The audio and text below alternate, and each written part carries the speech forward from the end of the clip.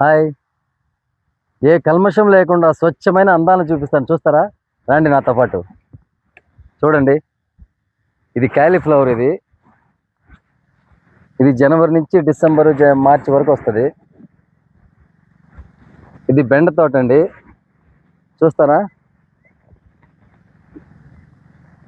ఇది బెండ తోట, బెండకాయలు చూడండి, కొంగలు ఎలా ఎగురుతున్నాయో. ఈ పల్లెటూరు అందాలని ఆస్వాదించండి ప్రశాంతంగా.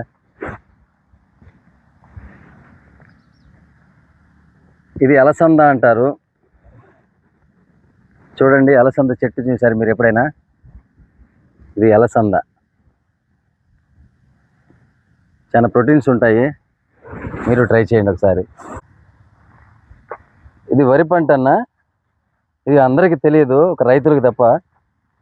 మనం ఈరోజు కడుపు నిండా ఫుడ్ తింటున్నామంటే ఈ వరిలో నుంచే వస్తుంది ఆ రైస్ అనేది. చూడండి, ఇలా రైతు కష్టపడి, ఒక్కసారి రైతులు పడే కష్టం మీరే చూడండి, అర్థమవుతుంది. ఇది చుక్కాకండి, చూడండి. తిన్నారా మీరు ఎప్పుడన్నా?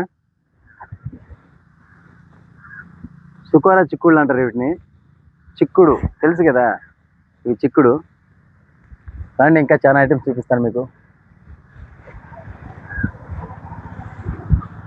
ఇదంతా చుక్కోరా చిక్కుళ్ళు అంటారు, పందిరి చిక్కుడు. ఇది పాలకూర, తిన్నారా ఎప్పుడన్నా? ఇదంతా పాలకూర. చూడండి, ఈ విధంగా పండిస్తారండి రైతులు.